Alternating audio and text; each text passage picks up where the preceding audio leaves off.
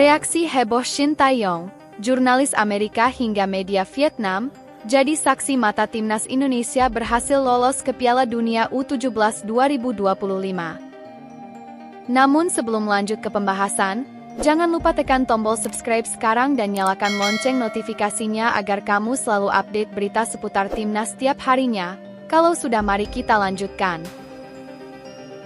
Timnas Indonesia U17 kembali mengukir sejarah di panggung sepak bola dunia. Setelah menaklukkan Korea Selatan di laga perdana, kini Garuda Muda memastikan satu tempat di Piala Dunia U17 2025, usai membantai Yaman dengan skor 4-1 pada matchday kedua grup C Piala Asia U17 2025 yang digelar di Stadion Prince Abdullah Al Faisal, Jeddah, Senin malam waktu Indonesia Barat. Kemenangan itu memastikan langkah anak asuh Nova Arianto melaju ke babak perempat final dan sekaligus meraih tiket otomatis ke Piala Dunia U17 yang akan diselenggarakan di Qatar akhir tahun ini. Dalam pertandingan yang berlangsung penuh semangat dan determinasi tersebut, Evandra Florasta menjadi bintang utama dengan mencetak 2 gol. Sementara 2 gol lainnya masing-masing dicetak oleh Zahabi Gholi dan Fadli Alberto.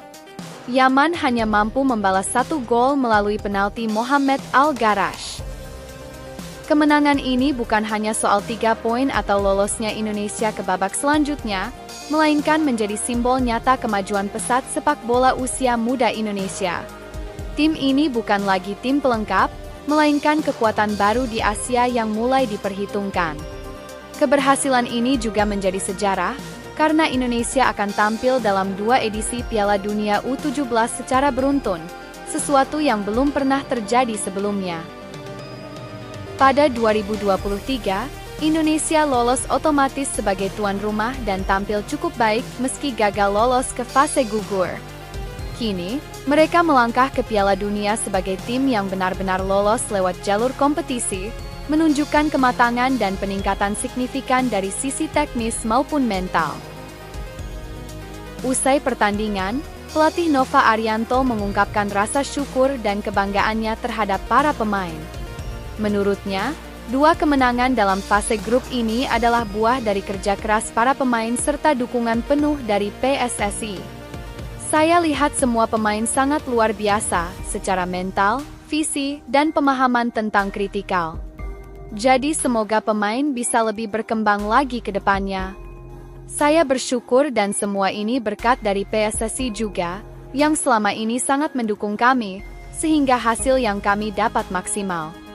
Jadi semoga ini menjadi harapan ke depan, ucap Nova usai laga. Prestasi luar biasa ini langsung mendapat respons dari berbagai pihak. Mantan pelatih timnas Indonesia, Shin Tae-yong, ikut memberi ucapan selamat kepada Nova Arianto dan para pemain Garuda Muda. Ia menyebut pencapaian ini sebagai momen yang membanggakan dan menjadi bukti keberhasilan pembinaan jangka panjang yang mulai menunjukkan hasil. Selamat kepada Timnas Indonesia U17 dan Nova Arianto. Kalian layak mendapatkannya, kata Shin dengan singkat namun penuh makna. Sementara itu, media internasional turut menyoroti prestasi ini. Salah satu jurnalis Amerika dari ESPN Asia menulis bahwa Indonesia kini bukan lagi tim kuda hitam, melainkan pesaing yang serius di level Asia usia muda. Ia juga menyoroti bahwa ini adalah Piala Dunia kedua secara berturut-turut bagi Indonesia, yang menandakan adanya kontinuitas dan fondasi yang mulai kuat. Dari kawasan Asia Tenggara, media Vietnam menyebut keberhasilan Indonesia U17 lolos ke Piala Dunia 2025 sebagai sesuatu yang membuat iri. Pasalnya, wakil ASEAN lainnya seperti Thailand justru tersingkir lebih awal setelah menelan 2 kekalahan dari Uzbekistan dan Arab Saudi. Sementara Vietnam sendiri masih harus berjuang keras di laga terakhir untuk bisa lolos, setelah hanya meraih 2 hasil imbang melawan Australia dan Jepang. Media Vietnam secara terang-terangan menyebut bahwa Indonesia telah menjadi contoh ideal bagaimana pembinaan usia muda harus dilakukan, dengan memberikan kepercayaan penuh kepada pelatih lokal dan proses seleksi yang kompetitif. Di sisi lain, kemenangan ini bukan semata-mata karena individualitas para pemain. Taktik Nova Arianto dinilai sangat jitu dalam menyeimbangkan permainan ofensif dan defensif.